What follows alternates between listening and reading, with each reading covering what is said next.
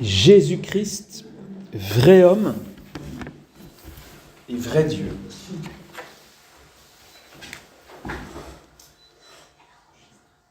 Donc, la matière que nous abordons aujourd'hui, c'est la Christologie.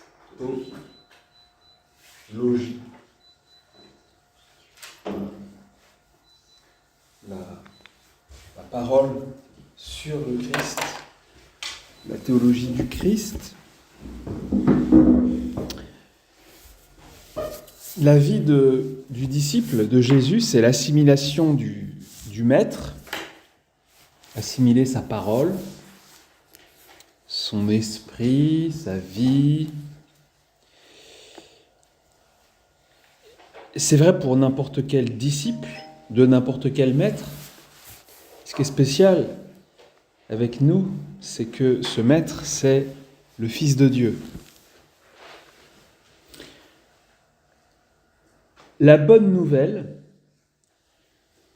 consiste en ceci. Dieu a envoyé son Fils. La bonne nouvelle égale Dieu a envoyé son Fils. C'est ce que souligne le catéchisme au numéro 422. Et l'évangile selon saint Marc commence comme ça. Marc, chapitre 1, verset 1. Commencement de la bonne nouvelle de Jésus-Christ, Fils de Dieu. C'est le premier verset de l'évangile. Commencement de la bonne nouvelle de Jésus-Christ, Fils de Dieu. La bonne nouvelle, c'est que Jésus-Christ a été envoyé par Dieu et qu'il est son Fils. Donc nous allons parler de ce Fils, de la deuxième personne de la Sainte Trinité. La foi nous fait accéder jusqu'à la connaissance, la communion avec la Sainte Trinité, dont nous avons déjà parlé. La foi est d'abord foi en Jésus. C'est en passant par lui que nous accédons au Père. Ce sont les textes de l'Évangile que nous avons ces jours-ci à la messe. Nul ne vient au Père sans passer par moi. Et le Nouveau Testament fait surtout connaître qui est Jésus, parce que c'est à partir de lui que nous pouvons connaître le mystère de Dieu, Père, Fils et Esprit Saint. Le Nouveau Testament nous fait surtout connaître qui est Jésus pour que nous croyions en lui et que, croyant en lui, nous soyons sauvés. C'est la fin de l'Évangile selon saint Jean. Jean chapitre 20, versets 30 et 31. Jésus a fait sous les yeux de ses disciples encore beaucoup d'autres signes qui ne sont pas écrits dans ce livre. Ceux-là ont été mis par écrit pour que vous croyiez que Jésus est le Christ, le Fils de Dieu, et pour qu'en croyant, vous ayez la vie en son nom. Jean 20, 30, 31. Merci. Alors, un petit rappel concernant la Sainte Trinité. Le Père est cela qu'est le Fils. Est cela qu'est le Fils, c'est-à-dire Dieu par nature. Mais le Père n'est pas celui-là qu'est le Fils. Vous vous souvenez de ça ? Oui. Bon. Ils sont de même substance et de même nature, mais dire qu'ils sont de même substance, c'est plus et mieux dire que simplement ils sont de même nature, d'où la nouvelle traduction dans le symbole de Nicée-Constantinople. Alors que nous dit le credo justement à propos du Fils ?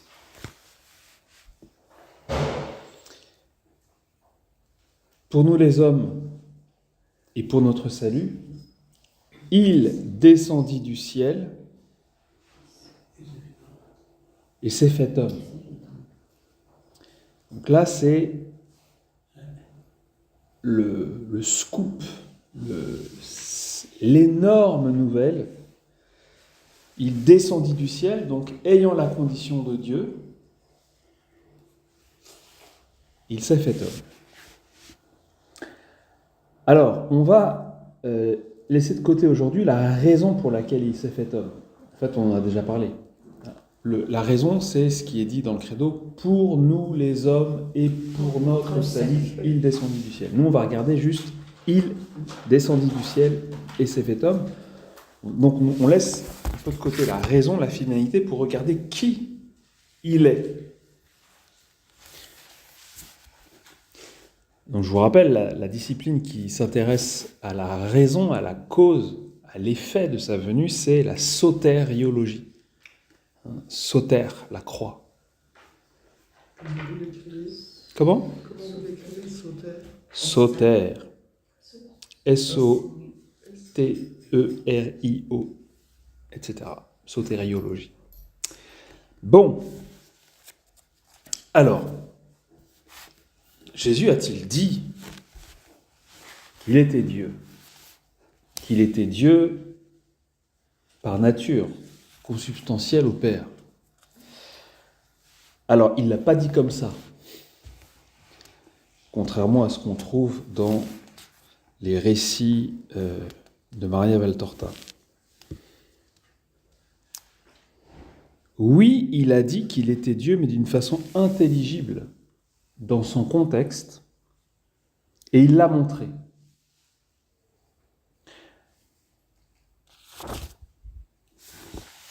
Grand 1, Emmanuel, Dieu avec nous. On va voir que l'Évangile nous présente Jésus comme étant l'Emmanuel. On va dire, c'est la première chose qui nous est dit, c'est que au travers de Jésus, Dieu est avec nous. Emmanuel, Dieu avec nous, c'est Matthieu chapitre 1, verset 23. C'est là qu'on trouve ce nom. Commençons par poser des regards simples sur Jésus. Qu'est-ce que nous voyons ? Quand nous lisons l'Évangile, à quoi, si j'ose dire, avons-nous affaire ? Qu'est-ce qu'on peut observer de manière très, très simple ? Qu'est-ce qu'on apprend de manière immédiate ? Eh bien, on apprend que sa mère fut enceinte de lui. Bon, ça paraît banal, mais ça commence comme ça. Il a une maman et il a grandi dans le ventre de sa maman. Et puis il est né, il a été enfant, on nous parle de sa croissance. Il mange, il boit, il dort, il travaille.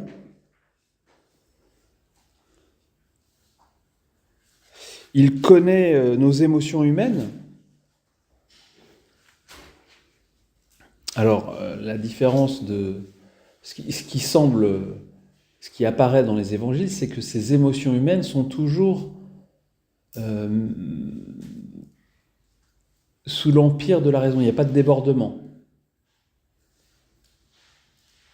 Il y a la joie, il tressaille, la tristesse, le chagrin,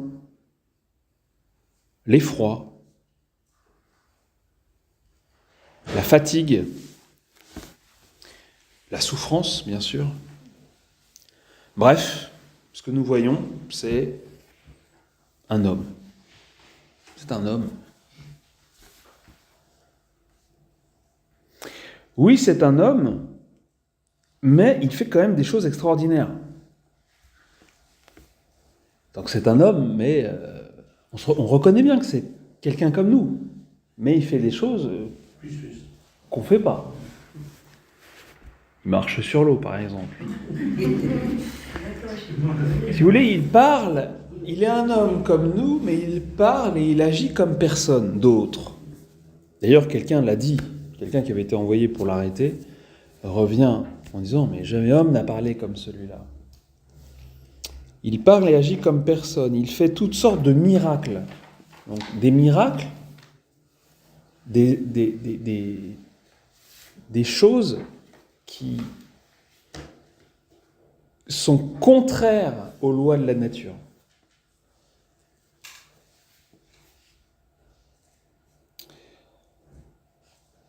Des guérisons, la multiplication des pains, par exemple. La multiplication des pains, c'est un miracle. Vous voyez, il fait des prodiges, et ces prodiges sont des miracles.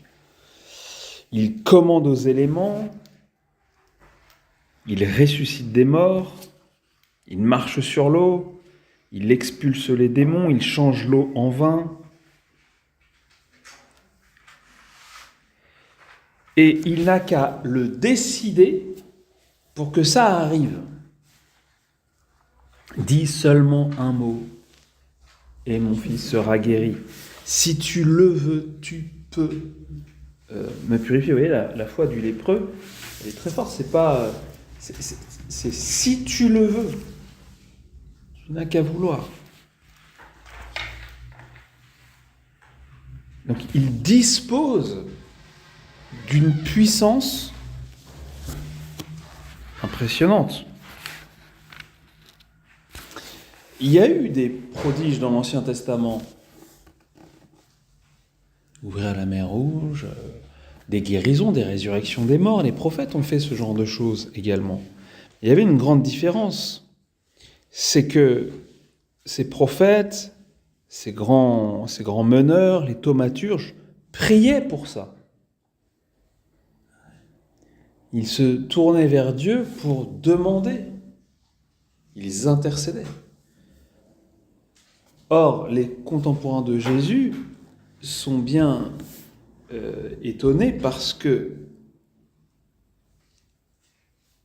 il commande aux éléments, il commande aux esprits impurs, il commande aux maladies.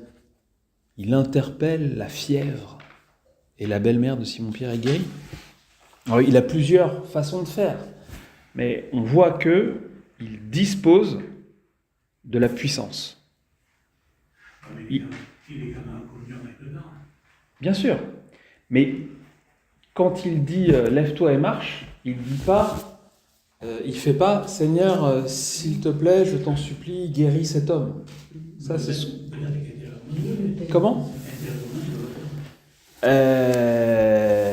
Justement, c'est que... Non, c'est que justement...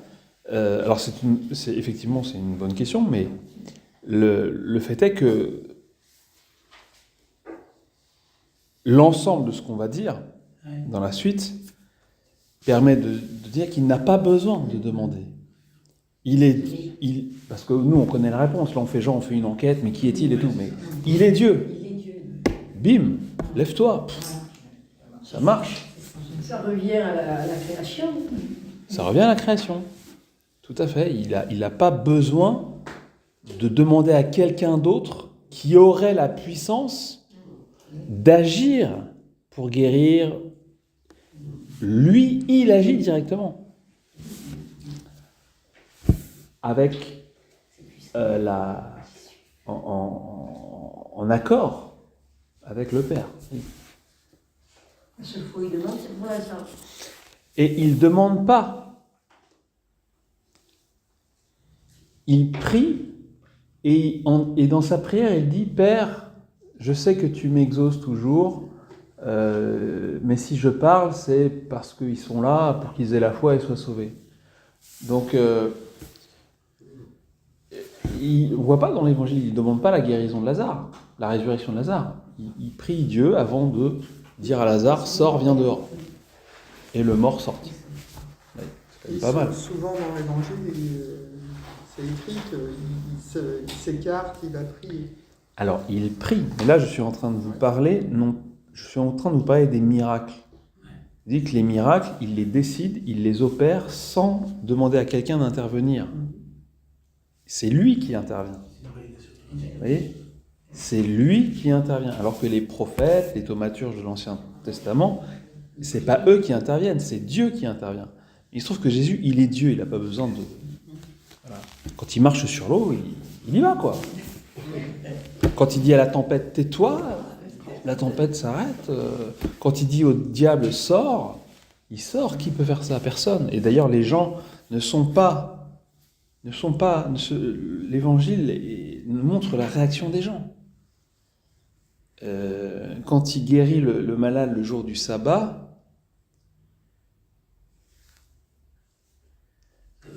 s'il avait prié et que le mec s'était levé, il n'y aurait pas eu de problème. Parce que personne n'aurait dit, personne ne peut lui reprocher d'avoir fait une prière pour quelqu'un qui allait mal. Mais là, il guérit lui-même. Donc ça veut dire qu'il pratique la médecine le jour du sabbat. Enfin, la médecine, tu parles d'une médecine. Oui. C'est lui qui procède à la guérison. Donc ça, c'est interdit. C'est pour ça que les Juifs... Donc ils ne sont pas contents. Mais s'ils avaient vu que c'était quelqu'un qui priait Dieu, ils ne l'auraient pas voulu comme ça. Ah, ils étaient un peu dépassés, oui. Mais... Alors, on n'en connaît qu'un seul dont la parole soit toute puissante. Et comme le soulevait Jacqueline, c'est ce qu'on voit dans la création, le récit de la création, la parole de Dieu, elle est créatrice et recréatrice. Que la lumière soit et la lumière fut. Dans le livre de la sagesse, que ta création tout entière te serve, tu dis et elle existe. Tu n'as qu'à vouloir pour exercer ta puissance. Sagesse 12, 18. Donc là, on a vu que Jésus, manifestement, les évangélistes nous présentent un homme, mais on constate aussi que cet homme fait des choses que ne font pas les autres hommes et que, a priori, seul Dieu peut faire. D'autre part, autre chose qui est le propre de Dieu, il donne la loi. Il se positionne en maître absolu de la loi, et pire, comme étant au-dessus de la loi de Moïse, parce qu'il va la parfaire. Vous voyez la différence entre un commentateur de la loi, c'est Jésus n'est pas seulement un interprète de la loi.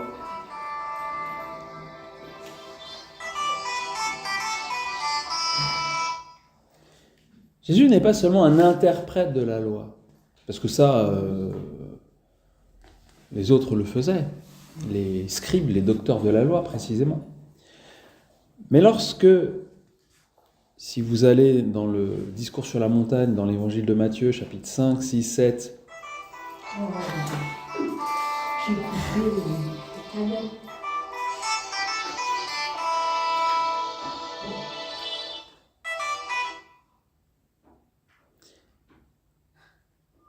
vous avez entendu qu'il a été dit. Je vais prendre le texte précisément. Et ce dont il est question, c'est de la Torah, c'est les enseignements de Moïse.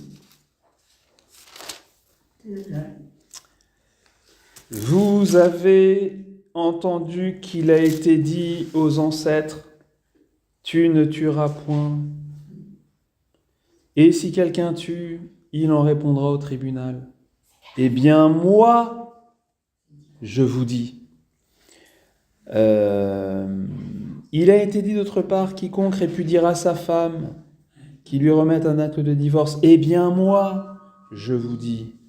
Vous avez entendu encore qu'il a été dit aux ancêtres, Tu aimeras ton prochain et tu haïras ton ennemi. Eh bien moi, je vous dis, aimez vos ennemis et priez pour vos persécuteurs, etc., etc.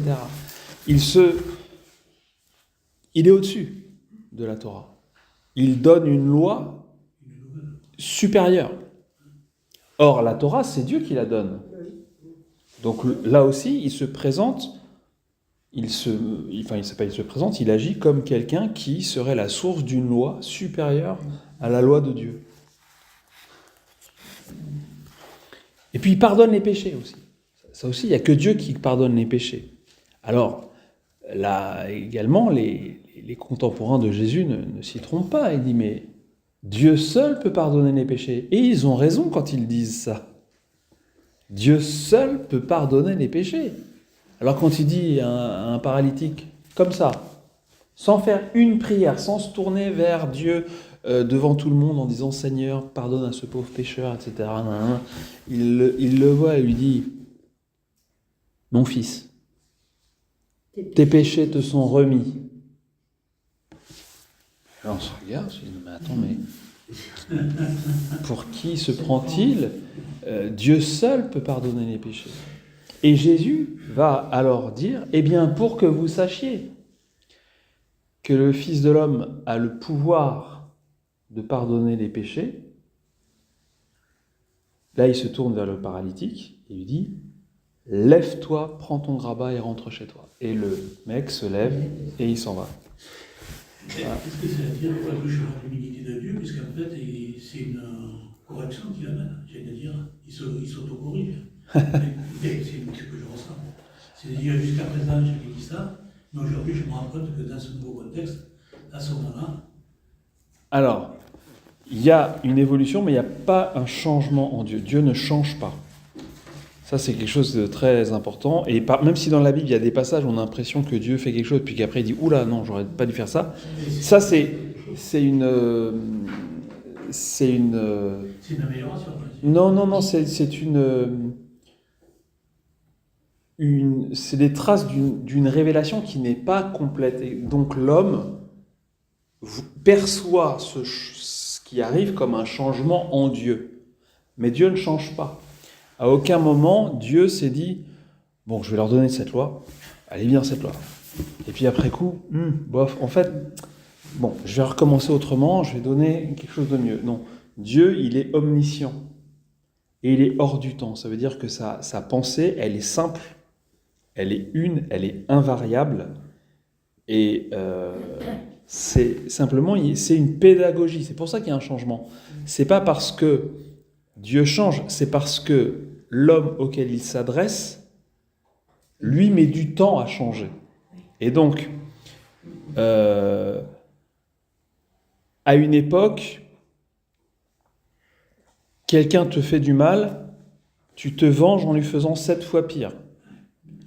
Alors Dieu va faire un progrès aux hommes à qui il s'adresse, donc à une petite partie de l'humanité, œil pour œil, dent pour dent. On te crève un œil, tu en crèves un, mais tu crèves pas l'œil de ton ennemi, l'œil de sa femme, l'œil de ses enfants, etc. Juste un. On te vole un œuf, tu voles un œuf. Enfin voilà. Vous voyez ? C'est déjà un progrès. C'est déjà un progrès. Ça veut dire que on se bat, on agit de manière équitable. On pratique pas une vengeance complètement folle. Mais c'est évidemment pas abouti. Il faut aller plus loin. Alors voilà, Jésus est un homme, manifestement, et il fait des choses que Dieu seul peut faire. Voilà ce qu'on voit dans l'Évangile. Dans un premier temps, si on fait un survol un peu rapide, mais ce n'est pas tout ce qu'on va voir. On va aussi tomber sur des paroles de Jésus, extrêmement fortes, parfois difficiles à saisir. Donc on va regarder un petit peu, maintenant. Son enseignement n'est pas seulement moral. Ça, c'est très important que les catholiques s'en rendent compte. Il est théologique. C'est-à-dire que Jésus n'est pas là d'abord pour nous dire ce qu'il faut faire. Où est le bien, où est le mal. Il est d'abord venu pour nous dire qui il est.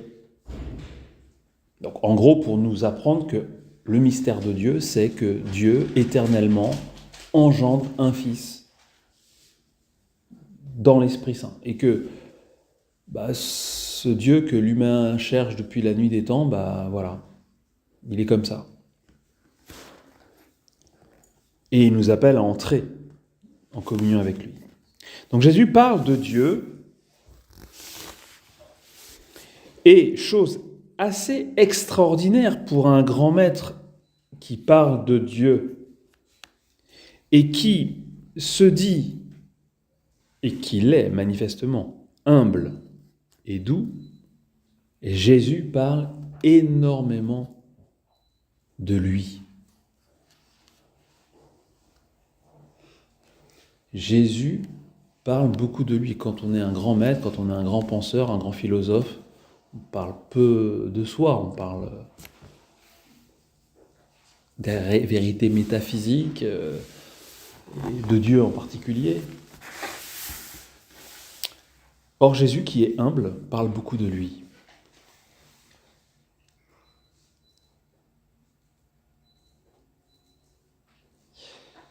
Il y a, même dans les paraboles, un enseignement qui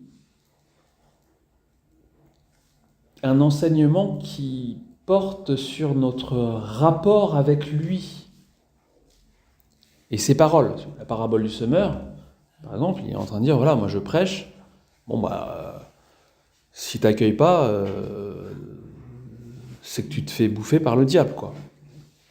Et par contre, celui qui va vraiment porter du fruit pour la gloire de Dieu, c'est celui qui accueillera ma parole et qui lui permettra de fructifier.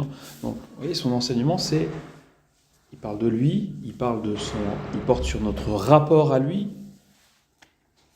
Et puis, il parle bien sûr également, et aussi dans ses paraboles, de son rapport au Père.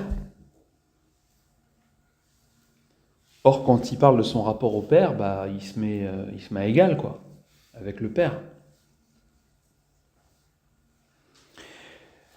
Zoomons sur plusieurs formules qu'il emploie. D'abord sur l'expression « le Fils de l'homme ». Donc Jésus parle beaucoup du Fils de l'homme. Il parle beaucoup de lui à la troisième personne, du singulier. Donc Jésus parle de lui à la troisième personne du singulier, lui qui est la deuxième personne. Le Fils de l'homme. Qu'est-ce que c'est que cette histoire ? Il ne dit pas « fils d'homme ». Il ne se dit pas « fils d'homme ». Ça serait une façon de dire qu'il est humain. Il se dit « le Fils de l'homme ». Et donc, contrairement à ce qu'on pourrait penser, ça n'est pas une façon pour lui de parler de son humanité, du fait qu'il s'est incarné.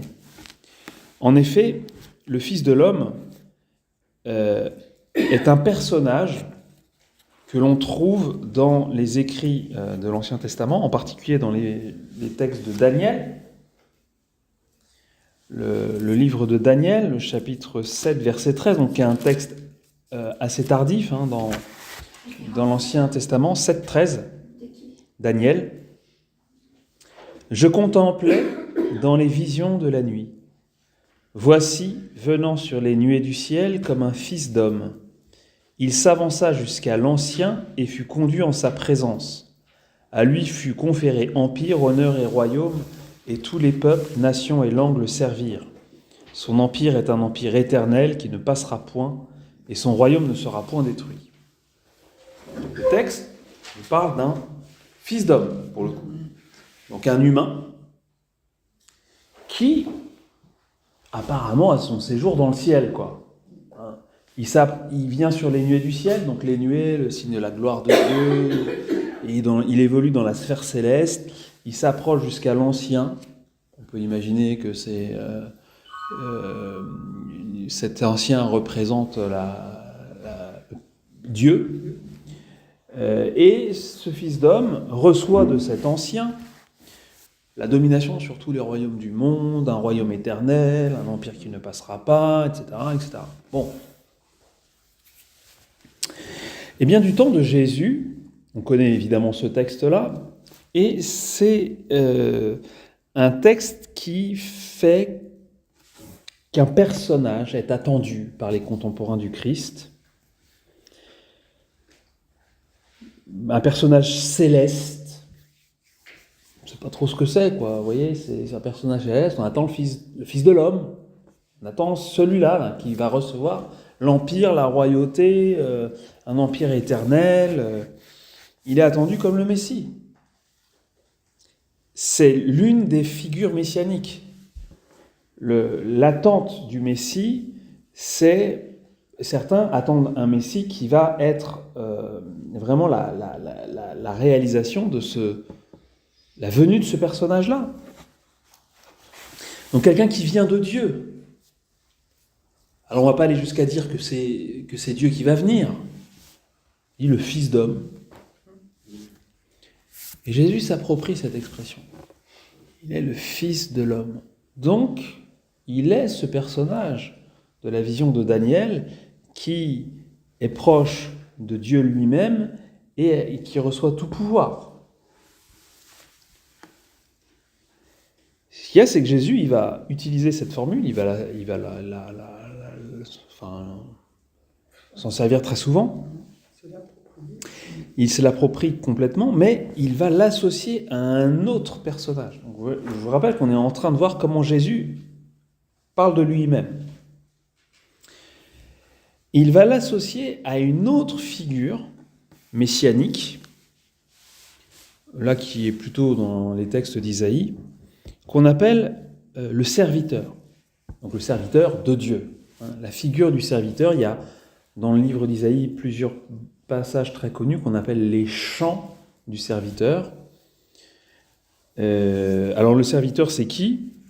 En gros, c'est une figure royale, quelqu'un de particulièrement inspiré par l'Esprit Saint, sur lui repose l'Esprit. Et puis c'est quelqu'un qui va énormément souffrir pour le peuple. Donc on est dans Isaïe, prenons quelques exemples. C'est des textes, vous les connaissez, j'ai envie de dire presque par cœur, très certainement. Voilà, alors, figure royale, on est sur figure royale, on va aller voir du côté de Isaïe 61, l'Esprit du Seigneur est sur moi, car le Seigneur m'a donné l'onction, il m'a envoyé porter la nouvelle aux pauvres, panser les cœurs meurtris, annoncer aux captifs la libération, consoler les affligés, etc., etc., rebâtir les ruines antiques. Vous connaissez ces textes ?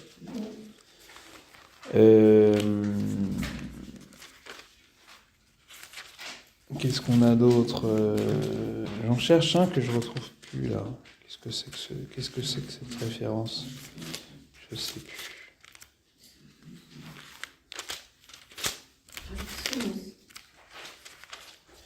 42, le premier chant du serviteur. Voici mon serviteur que je soutiens, mon élu, en qui mon âme se complaît. J'ai mis sur lui mon esprit. Il présentera aux nations le droit, etc. Et puis, le chant du serviteur souffrant, ça c'est les récits qu'on entend dans la Semaine Sainte. Vous avez deux figures d'attente. Le Fils de l'homme et le serviteur. Et Jésus, lui, il fait un coup de maître, il associe les deux, il réunit les deux. Le Fils de l'homme n'est pas venu pour être servi, mais pour servir et donner sa vie en rançon pour la multitude. Ça, c'est très fort, parce que Jésus veut éviter que les gens auxquels il s'adresse se méprennent sur lui. Il faut qu'ils sachent qu'il vient de Dieu, mais il faut qu'il sache qu'il ne va pas arriver, c'est pas Superman. Et que la façon dont il prend pouvoir sur le monde, c'est par le sacrifice de lui-même. Et c'est pour ça que il y a énormément de passages où vous voyez dans l'Évangile, donc en général c'est plutôt dans la première moitié des Évangiles, Luc et Marc et Matthieu, Jésus qui, quand il vient d'opérer un gros coup, un miracle et tout, dit « Chut, dis rien ». Évidemment, les gens s'empressent de dire ça à tout le monde. Mais parce que il ne veut pas qu'on croie, qu'on diffuse qu'il est le Christ, l'idée qu'il est le Christ, avant d'avoir compris comment il était le Christ. Et même après la transfiguration, il dit à Pierre, Jacques et Jean, ne dites rien à personne de ce que vous avez vu avant que le Fils de l'homme soit ressuscité des morts. Parce que sinon, il va dire, Jésus, il est arrivé, là, ça y est, c'est la lumière, le grand jeu. Du coup, voilà, Dieu, c'est la toute-puissance, c'est Jupiter, quoi. Et évidemment, Jésus, c'est pas Jupiter. Donc, vous voyez, Jésus, il se présente comme le serviteur. Il se présente comme le serviteur au sens des textes d'Isaïe, il se présente comme venant du ciel, le Fils de l'homme.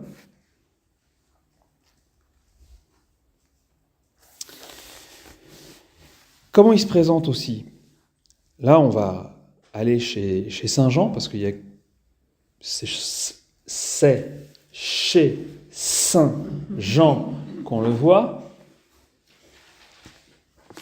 Je suis. Il y a quelqu'un qui a déjà dit ça par le passé. Mais quand j'irai trouver les Hébreux et que je leur dirai que Dieu m'a parlé, il faut bien que je leur dise comment il s'appelle. Quel est ton nom? Je suis celui qui est. Je suis. Et dans l'Évangile de Jean, chapitre 8, verset 24, si vous ne croyez pas que je suis, vous mourrez dans vos péchés. Verset 27, quand vous aurez élevé le Fils de l'homme, alors vous saurez que je suis. Verset 57,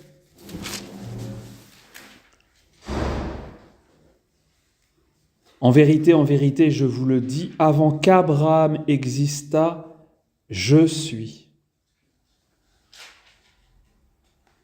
Ah oui. Je suis, parce que c'est l'éternité divine. Ouais, je suis. Il y a un autre passage qui, alors pour le coup, c'est vraiment malheureux parce que c'est extrêmement mal traduit dans toutes nos Bibles. C'est quand, dans l'Évangile de Jean, dans le récit de la Passion, lorsqu'il est à Gethsémani et que les gardes viennent l'arrêter, il dit « Qui cherchez-vous » Jésus, le Nazaréen. Et là, que répond-il? Me voici. Me voici, c'est moi. Il dit « C'est moi. C'est moi ». Et quand il dit « c'est moi », qu'est-ce qui se passe? Il recule et il tombe par terre. Mais le texte, en fait, en hébreu, en grec, Saint Jean écrit en grec, c'est ego eimi. Et ego eimi, ça ne veut pas dire c'est moi, ça veut dire je suis. Donc, quand on cherche Jésus de Nazareth, je suis. Badaboum. C'est le nom divin, c'est Dieu qui se dresse devant eux et qui leur dit « Tu viens me chercher ».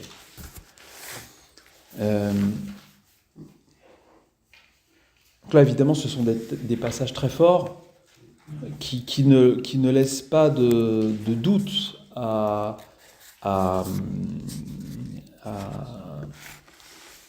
aux interlocuteurs de Jésus. Pourquoi c'est traduit comme ça? Je sais pas. C'est traduit parce que c'est pour que quand le commun des mortels écoute, ils l'entendent et comprennent et évitent de... Enfin, voilà. Alors que si vous entendez... qui cherchez-vous? Jésus de Nazareth. Jésus répondit, je suis. On se dit, c'est bizarre comme phrase. Alors que quand on dit c'est moi, on dit oh, ça va, c'est bien. Mais c'est vrai qu'on perd en puissance. Ce je suis, on va le retrouver chez Saint Jean de manière subtile, parce que Jésus est subtil. Enfin, il est direct, il est franc, il est cash, mais il lui arrive aussi d'être subtil. Je suis la porte. Je suis le bon pasteur. Je suis la résurrection et la vie. Je suis le chemin, la vérité et la vie. Je suis le pain de vie. Bon, voilà. Jésus parle de lui de manière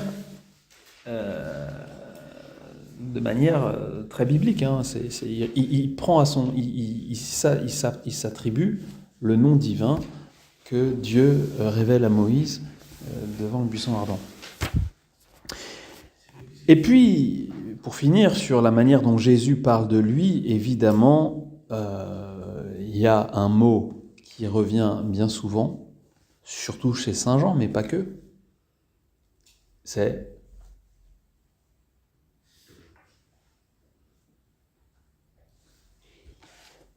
ah, je refuse de continuer tant que vous ne me le dites pas.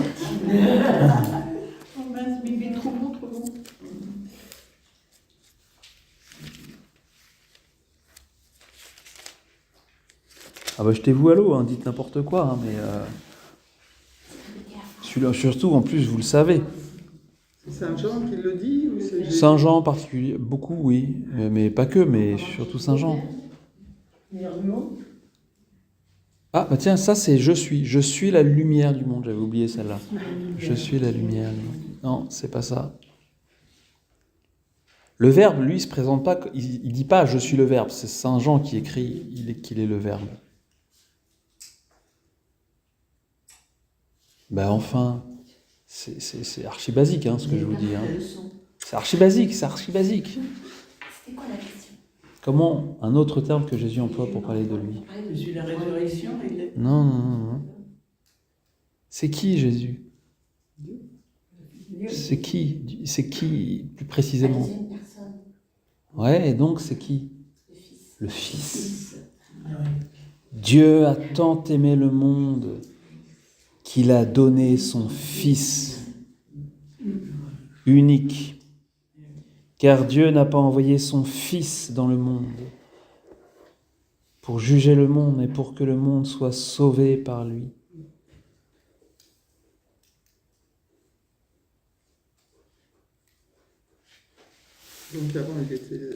Donc Jésus parle de lui en parlant, en se nommant aussi le Fils de Dieu. Et parfois, c'est le Fils tout court. Le Fils tout court, où est-ce que, par exemple, dans le Père aime le Fils et a tout remis dans sa main.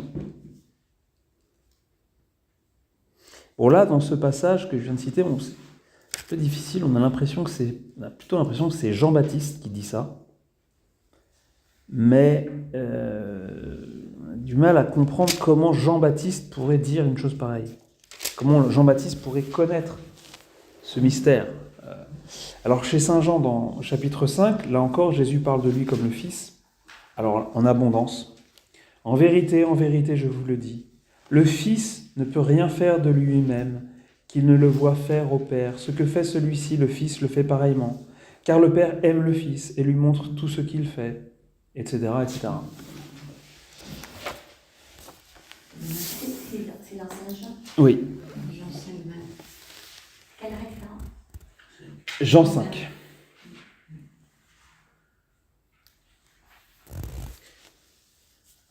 Donc, Jésus, les évangiles nous présentent l'homme, Jésus, un homme qui accomplit des choses que dans la Bible, Dieu seul accomplit. Et nous entendons que ce Jésus, cet homme qui fait des choses divines, parle de lui comme étant... Il n'a pas besoin de dire qu'il est un homme, ça tout le monde le voit, mais dire qu'il est Dieu. Il le dit dans le langage biblique, Fils de l'homme, serviteur, je suis le Fils.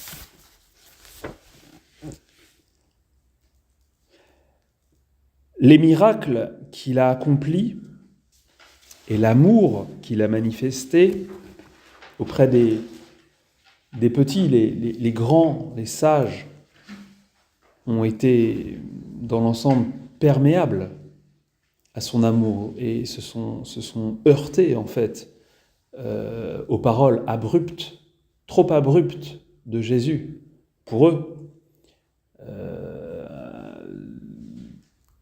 Et donc n'ont pas pu entrer dans une relation où ils se sont laissés toucher par l'amour de Jésus. C'est un peu le problème de toutes les époques, c'est-à-dire que si je me dresse à égalité avec le Christ,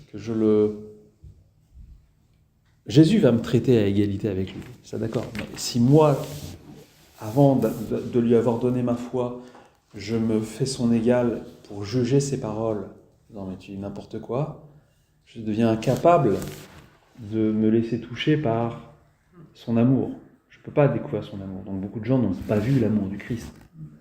Les petits en ont bénéficié. Pour ça, ce que tu as caché aux sages et aux savants, tu l'as révélé aux tout petits. Cela l'accréditait déjà.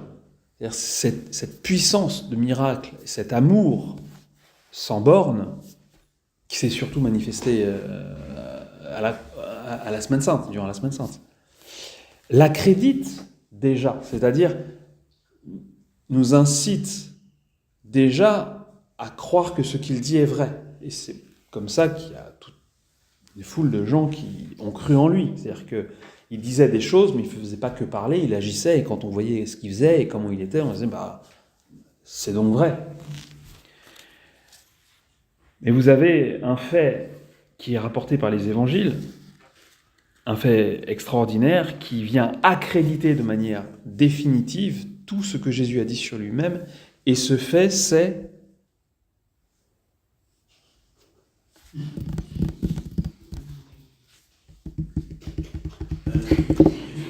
la résurrection. Le fait prodigieux de la résurrection de Jésus est une confirmation par Dieu de tout son enseignement.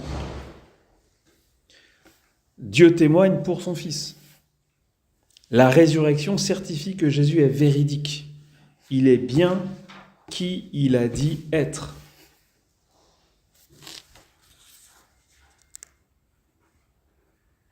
Et quand je dis que Dieu témoigne pour lui, Jésus témoigne aussi pour lui-même, vous voyez ?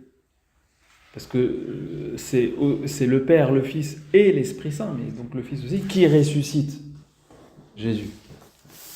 Jésus se ressuscite lui-même. J'ai le pouvoir de donner et de reprendre ma vie. Bien, alors dans le Nouveau Testament, il n'y a pas que les évangiles, il y a d'autres textes qui nous parlent de Jésus et de son humanité, de sa divinité. Nous avons l'Épître aux Galates qui nous parle de l'humanité du Christ. Il est né d'une femme. C'est la seule mention de la Vierge Marie dans les écrits de saint Paul. Donc voilà, il est né d'une femme. Paul dit qu'il a été fils de David selon la chair. Donc c'est un homme. Fils de David, c'est un descendant du roi David, de la lignée davidique, descendant de Judas, le fils de Jacob. Voilà, et puis oui, on nous parle de son humanité, mais en fait, l'humanité du Christ, ça ne pose pas tellement de problème du temps de Jésus. Pour les gens qui l'ont côtoyé, c'est évident que c'est un homme. Après, il y a eu des hérésies qui ont surgi. Une fois que la foi en la divinité du Christ est établie, je dis oui, mais en fait, il n'était pas vraiment un homme. C'était Dieu, bien sûr, mais il n'était pas vraiment un homme. Mais ça, c'était une fois que Jésus n'était plus visible, que des gens ont commencé à tomber dans cette hérésie-là, mais du vivant du Christ, et au moment où la foi est née et a germé, ça ne fait aucun doute que Jésus est un homme. Donc en fait, c'est pas là-dessus que les écrits se portent. Les écrits vont plutôt vouloir manifester, affirmer que Jésus est le Christ. C'est un homme, mais cet homme, c'est le Christ. Donc c'est l'envoyé de Dieu. C'est celui qui réalise les promesses de Dieu. Et ce Christ, là, pour nous, peut-être, ça a l'air de rien. Parce que c'est devenu une habitude. Mais quand les apôtres écrivent, en particulier Paul, Jésus-Christ, Jésus-Christ, Jésus-Christ, à chaque fois, c'est un enseignement. Je te parle de Jésus, et Jésus, c'est le Christ. C'est pas son nom de famille. Maintenant, quand on parle de Jésus-Christ, c'est devenu un peu comme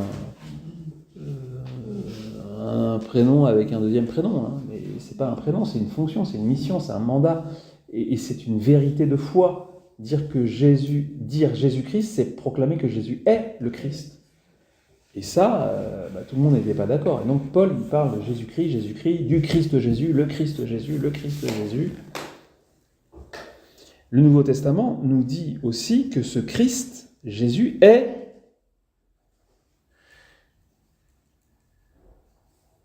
Seigneur. Il est Seigneur. Il est le Seigneur. Le Seigneur. Le Seigneur Jésus-Christ. Donc Jésus, c'est le Christ. Et, chose extraordinaire, le Christ, c'est le Seigneur. Et ça, si vous voulez, autant c'était clair qu'on attendait le Christ, mais les gens n'attendaient pas le Seigneur. Ils n'attendaient pas que le Christ soit Dieu. Qu'il soit un personnage céleste à la lumière du texte de Daniel là, sur le Fils de l'homme, d'accord, mais le Seigneur, ça veut dire Adonai. Dans le Nouveau Testament, ce sont des Juifs qui écrivent. Des Juifs qui, depuis qu'ils étudient, qu'ils lisent la Bible, ne prononcent pas le nom divin, qui est pourtant écrit à toutes les pages de la Bible. Donc les Juifs, quand ils lisent l'Écriture, quand ils voient écrit le nom divin, le tétragramme, eh bien, ils ne prononcent pas le nom, même quand ils lisent dans leur tête. Hein. Si tant est qu'ils lisent dans leur tête, parce que chez les Juifs, on murmure comme ça. Eh bien, on dit Adonai. Et ça, c'est de l'hébreu, Adonai. Et quand quelqu'un va écrire en grec, il ne va pas écrire Adonai, il va écrire un mot qui a un titre grandiose, il va écrire Kyrios. Et Kyrios, en français, ça donne Seigneur. Donc partout dans le Nouveau Testament où vous voyez écrit le Seigneur Jésus, eh bien ça veut dire Adonai Jésus, ça veut dire Dieu Jésus. Donc c'est à toutes les pages. À toutes les pages. À toutes les pages, les apôtres proclament la divinité du Christ. Kyrios, ça ne veut pas dire le miséricordieux. Non, ça veut dire le Seigneur. Le Seigneur. Oui. À toutes les pages, il proclame la divinité du Christ. Il est Dieu.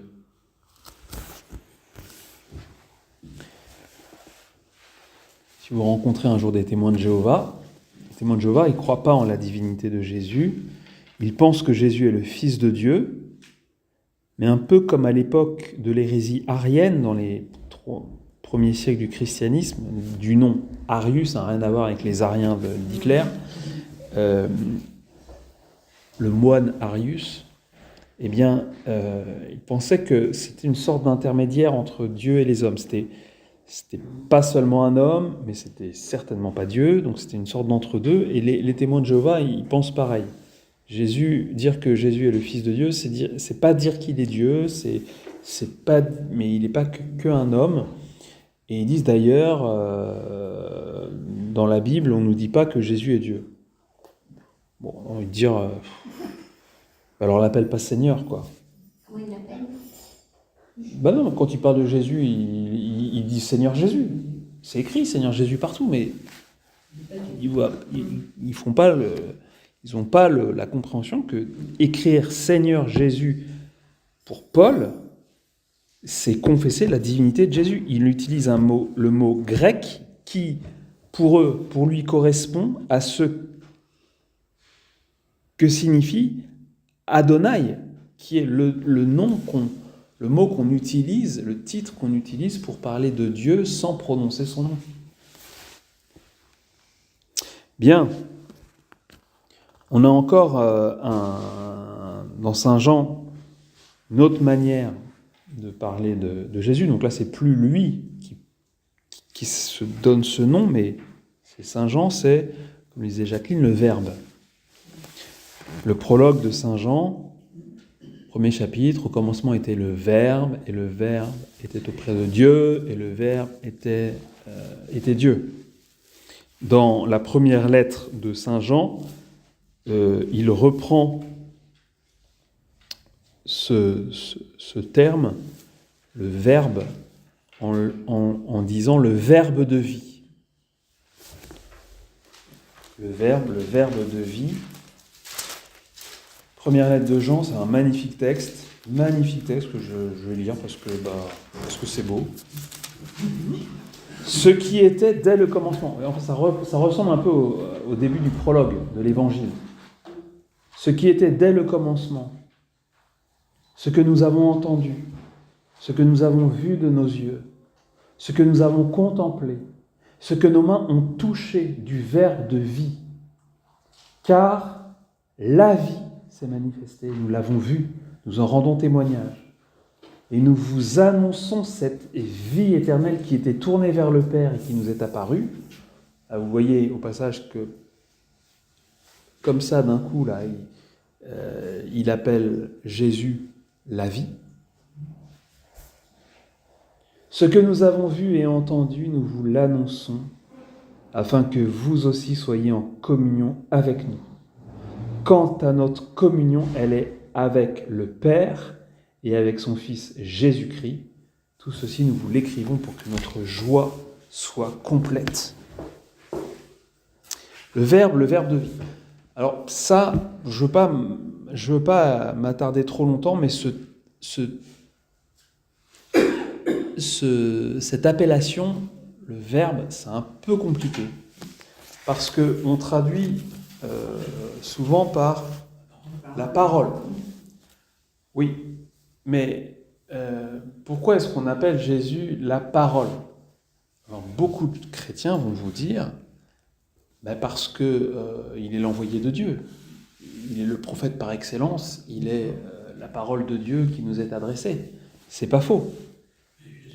Mais le problème, c'est que quand on dit ça, on explique l'utilisation de ce terme par nos petites personnes.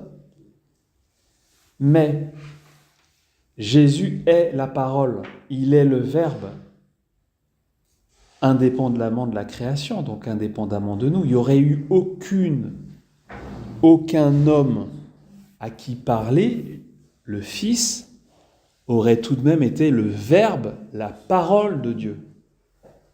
C'est bizarre, hein? Alors du coup, c'est quoi? Eh bien, c'est que la parole, si vous voulez, la parole, c'est la... Quand vous pensez à quelque chose, il y a une parole à l'intérieur de vous. Elle n'est pas prononcée.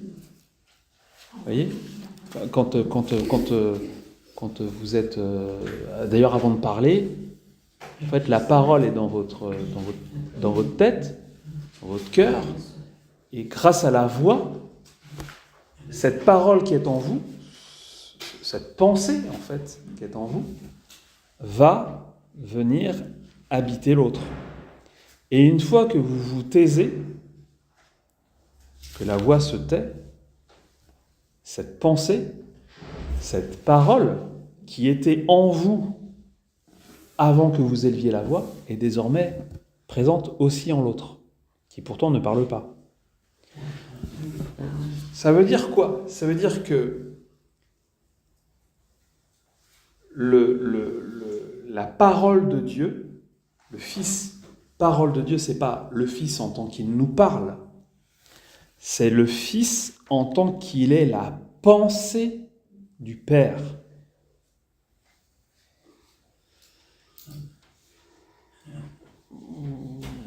Il est là. Quand le Père pense, eh bien, cette pensée, c'est le Fils. Donc la pensée de Dieu n'est pas quelque chose, mais quelqu'un. De même que son amour n'est pas quelque chose, mais quelqu'un. Et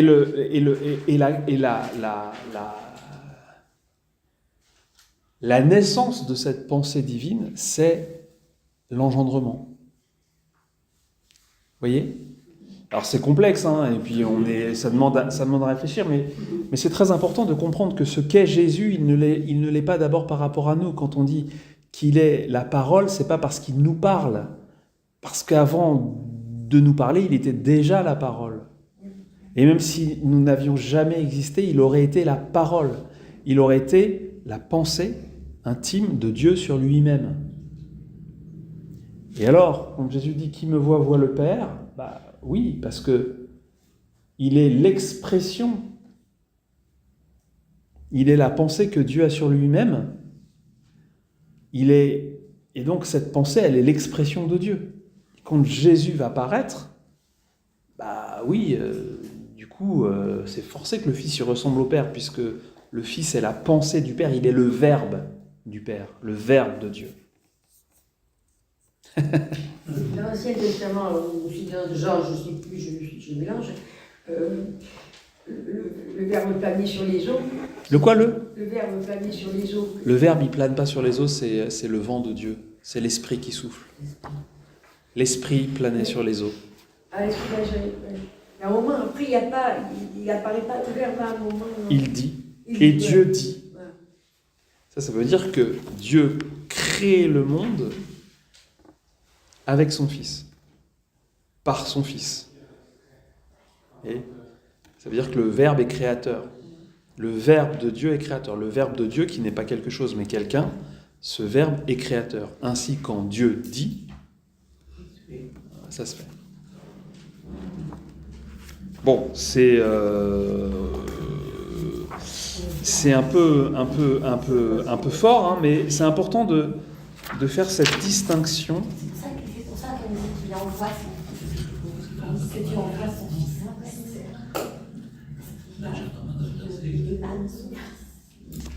Alors, c'est pas comme quelqu'un qu'on envoie faire une action, mais c'est son expression d'amour qui envoie. Oui, mais alors le Fils, quand l'envoi du Fils, ça désigne quelque chose de précis, ça ne désigne pas l'engendrement. L'engendrement du Fils par le Père, c'est pas l'envoi du Fils. L'envoi, ça concerne la mission, c'est la mission du Fils. Donc, le Fils qui est engendré par le Père de toute éternité est envoyé dans la création. Et donc, il faut distinguer l'engendrement du Fils et l'envoi du Fils. C'est pas la même chose.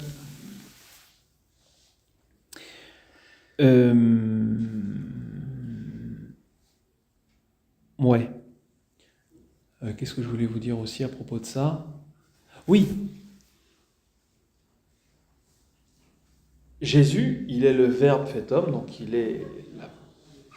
Ah bah oui, regardez ce que dit l'auteur de la lettre aux Hébreux, le tout début de la lettre aux Hébreux à propos du Fils.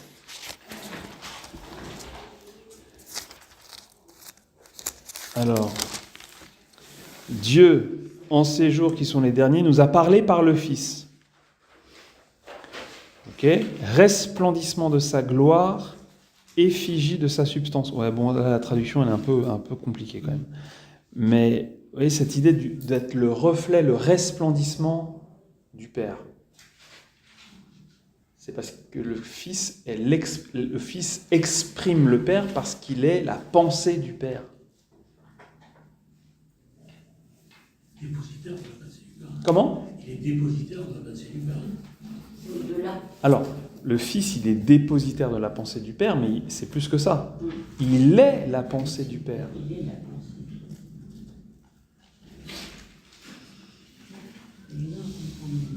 Et en fait, quand on parle de pensée, vous voyez, nous, on a ces deux mots. On a la parole, la pensée, et on a l'impression que la parole, c'est juste quelque chose qui s'adresse à quelqu'un. Mais en fait, non.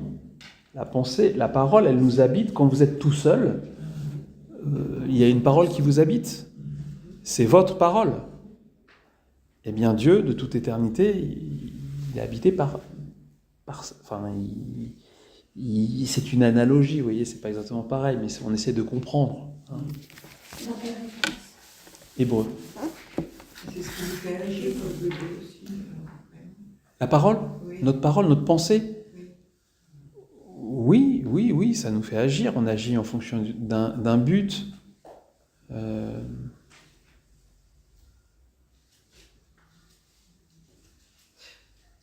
Ouais. Oui, c'est ce qui nous fait Il agir. nous anime, quoi, en fait, après. Oui. Alors à propos de la parole, ce que je veux vous dire aussi, c'est à propos du verbe, c'est que Jésus est le verbe. En fait, on a deux choses complémentaires. On a la parole qu'est Jésus, mais ça, cette parole, c'est... Même s'il n'y avait pas eu la création, il y aurait une parole qui est Jésus, et ce serait la parole éternelle, le Fils, quoi, éternellement. Mais comme il s'est incarné pour faire connaître cette parole qu'il est, pour faire connaître le Fils, il a prononcé des paroles.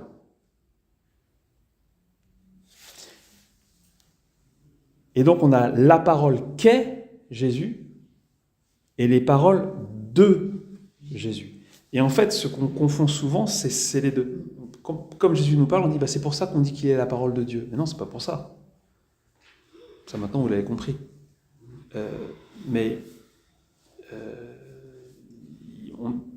Comme il nous parle, on a les paroles de Dieu, les paroles de Jésus. On a la parole qu'est Jésus et les paroles de Jésus. Donc on a la parole qu'est Jésus et les paroles de cette parole qu'est Jésus.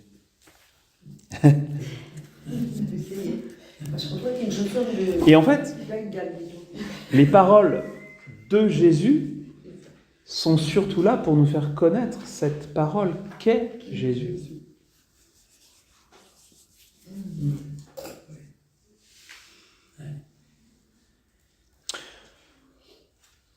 Autre chose qu'on trouve dans le Nouveau Testament à propos du Seigneur, c'est il est l'image du Dieu invisible.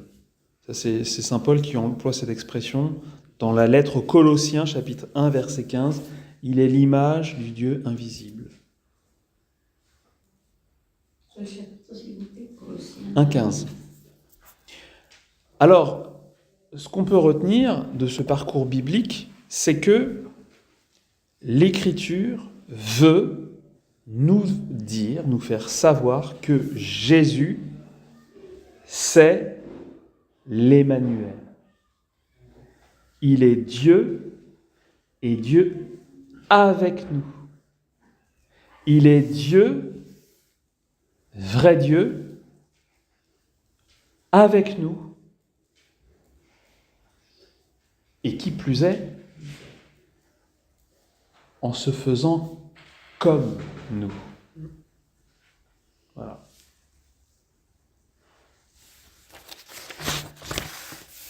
Bon.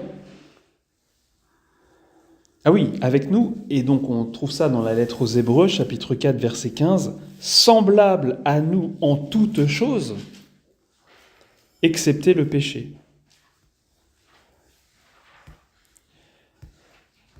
Parce que bien sûr, Dieu ne peut pas pécher. Donc puisque Jésus est la deuxième personne de la Sainte Trinité, Jésus ne peut pas pécher. C'est-à-dire c'est une impossibilité métaphysique. C'est pas juste une question de bonne volonté, vous voyez. Il est impeccable.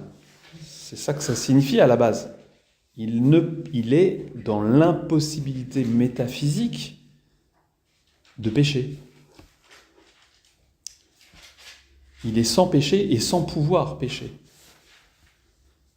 Alors maintenant, on va regarder un peu comment les théologiens, la doctrine catholique s'est formulée à partir de tous ces textes, parce que vous voyez, là, on a beaucoup de choses. Je suis, Adonai, Kyrios, le Verbe. Ok, bon, est-ce qu'on ne peut pas avoir quelque chose de synthétique, clair, machin, voilà. Ben, bien sûr que si. Les pères de l'Église arrivent à notre rescousse. Hein. Écoutez ça. Il est devenu ce qu'il n'était pas, sans cesser d'être ce qu'il était, ni qui il était. Non, mais c'est hyper simple. Mais si, regarde. Mais si. Comment ? Tout est dit.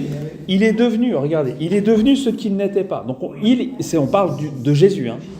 Il est devenu ce qu'il n'était pas, c'est-à-dire un homme, sans cesser d'être ce qu'il était, c'est-à-dire Dieu, ni qui il était, c'est-à-dire le Fils, la deuxième personne de la Trinité. Il est devenu ce qu'il n'était pas, c'est-à-dire un homme, sans cesser d'être ce qu'il était, c'est-à-dire Dieu, ni qui il était en Dieu, c'est-à-dire le Fils, la deuxième personne de la Trinité.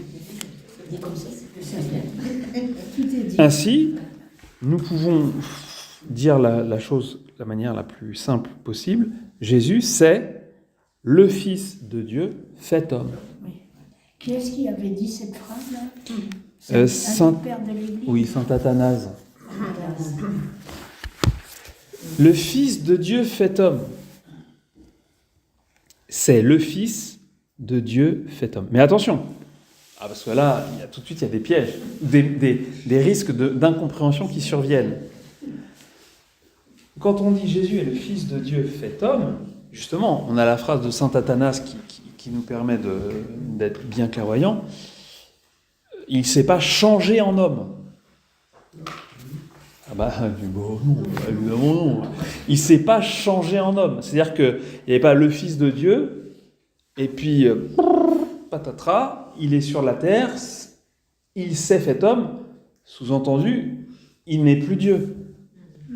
Il ne s'est pas changé en homme. Non. Hein, il ne s'est pas transformé en homme. Il est devenu ce qu'il n'était pas, c'est-à-dire un homme, sans cesser d'être ce qu'il est, c'est-à-dire Dieu. Et quand on dit qu'il est le Fils de Dieu, que Jésus est le Fils de Dieu, on n'est pas en train de dire que c'est une manière... On n'est pas en train de... C'est pas une façon de parler de Dieu en tant qu'il est homme. Vous voyez, comme si, quand on dit Dieu le Père, c'est Dieu, et puis quand on parle de Dieu sur la terre, on dit le Fils de Dieu, quoi. Non, Jésus, c'est pas le Père. Hein, c'est pas le Père. Le Fils de Dieu, c'est pas une façon de parler de l'incarnation. S'il n'y avait pas eu l'incarnation, le Fils de Dieu, il serait Fils de Dieu.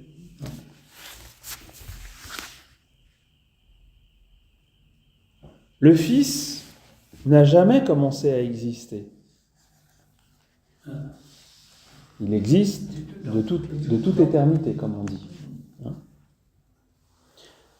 Le Fils, la deuxième personne de la Sainte Trinité, n'a pas commencé un jour à exister comme s'il y avait il y avait un moment où il n'y avait pas le Fils, genre il n'y avait que le Père, quoi.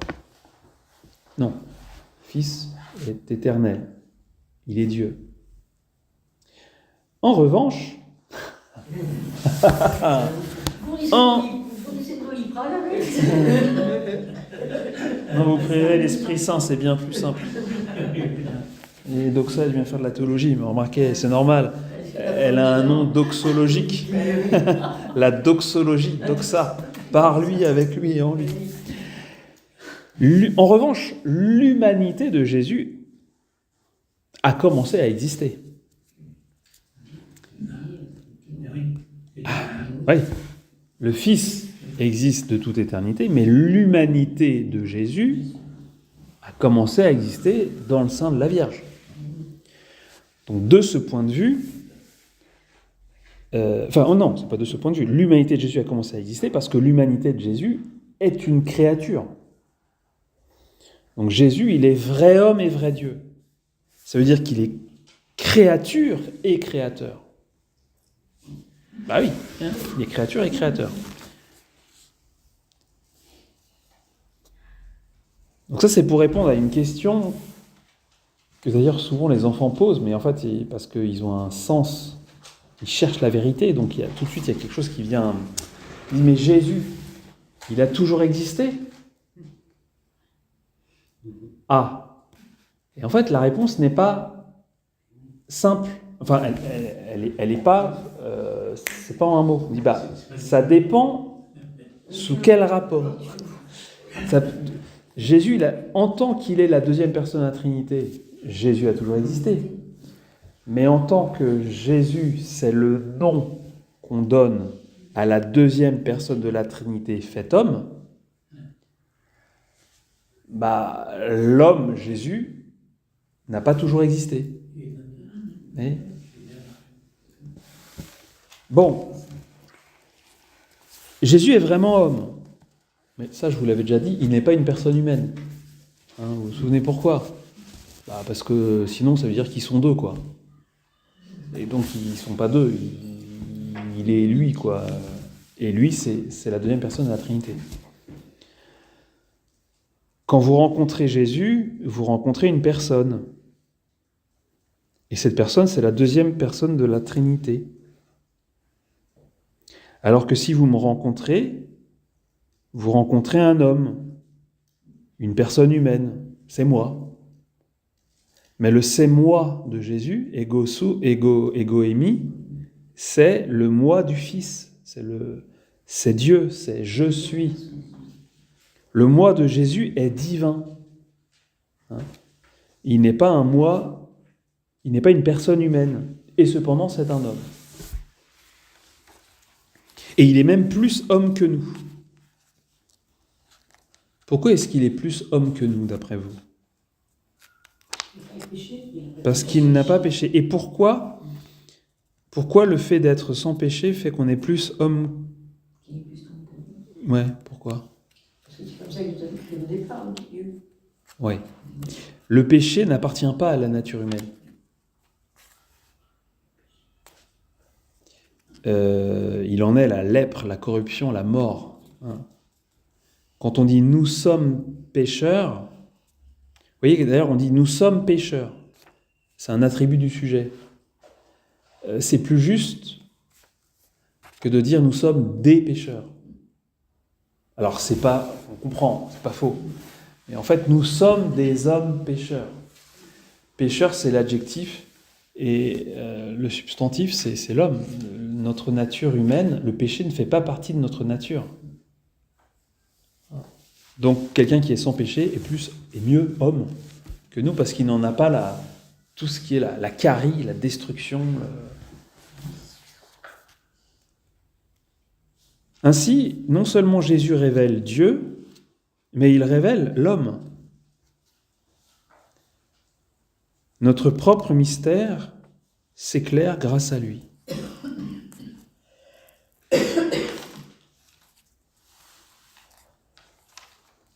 Donc c'est l'une des significations, l'une des portées de cette parole de Pilate, et chez homo, même s'il ne s'est pas du tout rendu compte de ce qu'il disait en disant cela, et, voici l'homme. Oui, en effet, voici l'homme. C'est le seul qui soit vraiment homme, sans péché. Sa mère, elle est vraiment femme. Catéchisme numéro 481, qu'est-ce qu'on lit ? Jésus-Christ possède deux natures, la divine et l'humaine, non confondues, mais unies dans l'unique personne du Fils de Dieu. Bien. En Dieu, il y a 3 personnes, une nature et une substance. En Jésus, une personne et 2 natures. Et c'est ce qu'on voit sur... Vous avez parlé des icônes, là, ça, le signe des icônes, vous avez parlé de ça. Donc ça, c'est toute la foi chrétienne qui est exprimée dans ce geste de Jésus sur les icônes, le mystère de la Trinité, les 3, Ah oui, les 3. comme ça, et le mystère du Christ, les 2 en 1. Voilà, 3 en 1, 3 personnes, une nature, et le Christ, 2 natures, une personne. Ah, je regarderais mieux, j'ai une petite reproduction, je regarderais mieux les doigts. Ouais. Alors Mais parfois, j'arrivais pas. alors il y a plusieurs manières de faire. J'arrivais pas à identifier Sur les Dieu icônes. Père, Fils et Esprit Saint sur la peinture. Ouais. Ben, en fait, c'est dit par les doigts de Jésus. Alors vous avez ça, mais vous avez aussi ça, parfois. Donc c'est un peu le même principe, 3 doigts unis, 3 personnes, une nature, 3 personnes, une nature, et 2 doigts, 2 natures, une personne. Et puis vous avez encore une autre manière, un autre symbole sur les icônes, enfin une autre manière de positionner la main. Il me semble que c'est Comme ça aussi. comme ça, voilà. Donc on pourrait se dire, bah oui, c'est les trois personnes de la Trinité Oui. et les 2 natures du De Fils. Jésus. Mais en fait, alors c'est vrai, mais il y a aussi le fait que la main de Jésus, elle se présente face à nous comme ça sur les icônes, et que comme ça alors vous regarderez sur Internet, ça reprend les premières lettres en grec de, vous avez le Jésus, Jésus-Christ, Fils de Dieu. Donc en fait, vous avez en grec Jésus-Christ, Fils de Dieu, vous avez 4 mots, et avec sa main, comme ça, on forme les premières lettres de Jésus-Christ, Fils, Dieu. C'est génial, hein? Voilà.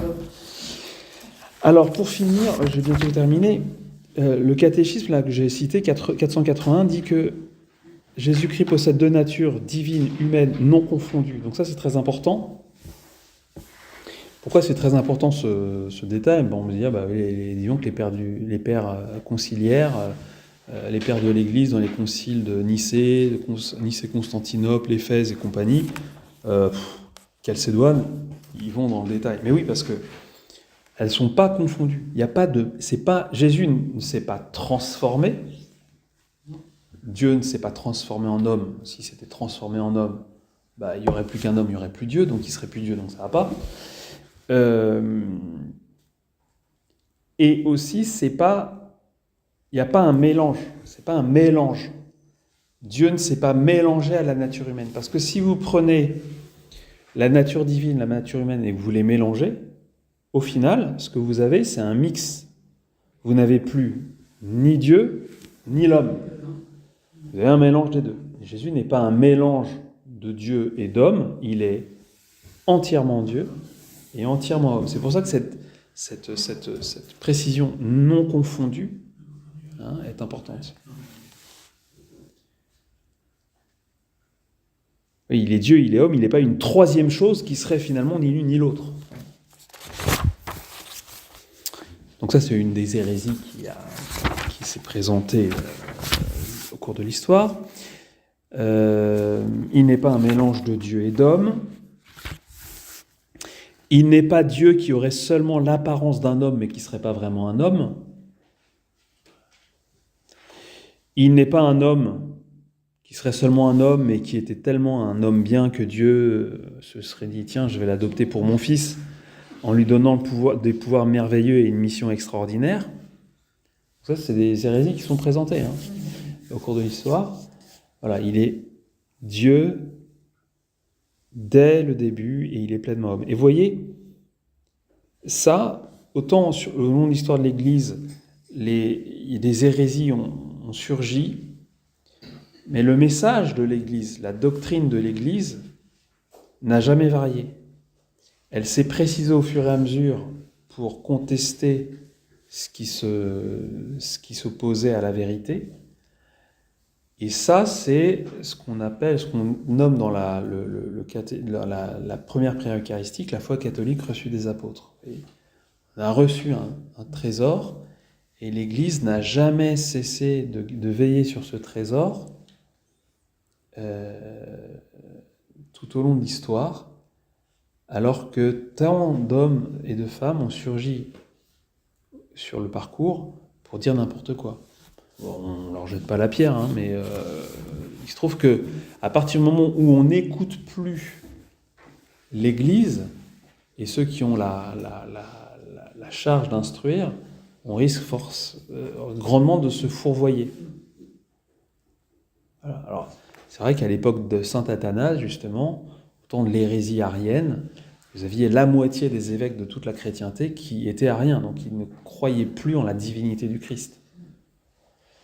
Mais vous aviez la moitié des évêques qui étaient ariens, et vous aviez l'autre moitié des évêques qui étaient catholiques, et en communion avec le pape.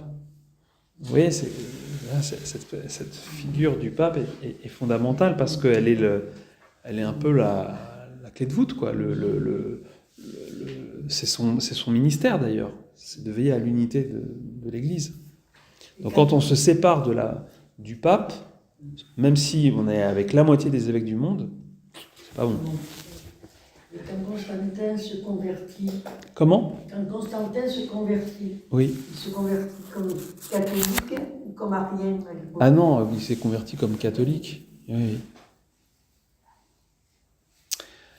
Jésus, vrai homme et vrai Dieu, Jésus a un corps et une âme humaine. Alors, je ne sais pas pourquoi j'ai relevé les numéros 482, 483. C'est peut-être parce qu'il y a des petites précisions intéressantes, certainement. Oui. Le Christ, étant vrai Dieu et vrai homme, a une intelligence et une volonté humaine.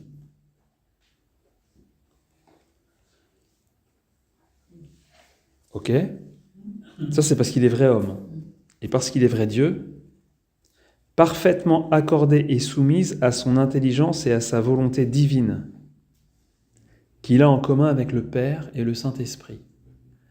Donc il est bien clair que Jésus a deux intelligences et deux volontés. Il a la volonté humaine, l'intelligence humaine, la volonté divine et l'intelligence divine. Et son intelligence humaine et sa volonté humaine sont parfaitement accordées et soumises, dit le catéchisme, à son intelligence et à sa volonté divine.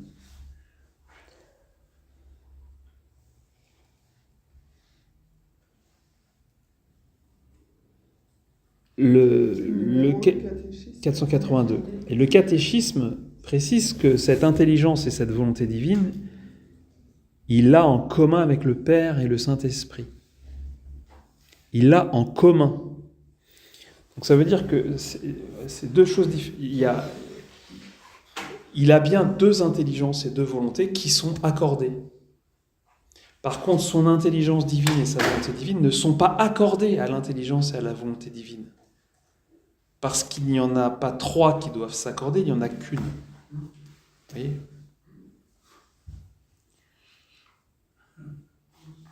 C'est intéressant de voir que dans un cas, on dit qu'elles sont accordées et soumises, et que dans l'autre cas, on dit qu'il les a en commun. Donc, ça veut bien dire que c'est pas pareil.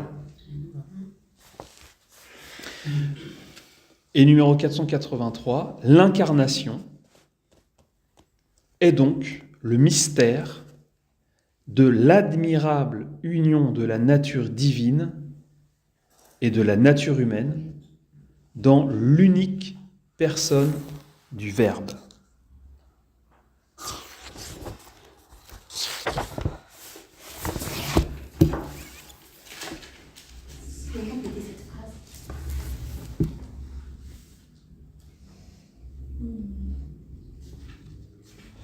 L'incarnation est donc le mystère de l'admirable union de la nature divine et de la nature humaine dans l'unique personne du Verbe.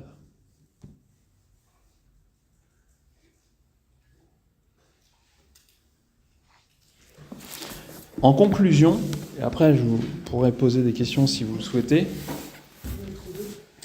la conclusion un peu très pragmatique pour nous, c'est qu'il peut bien être notre maître.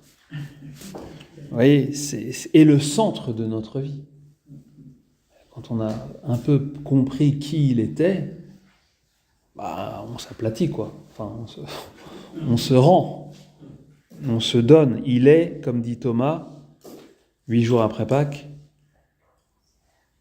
mon Seigneur et mon Dieu.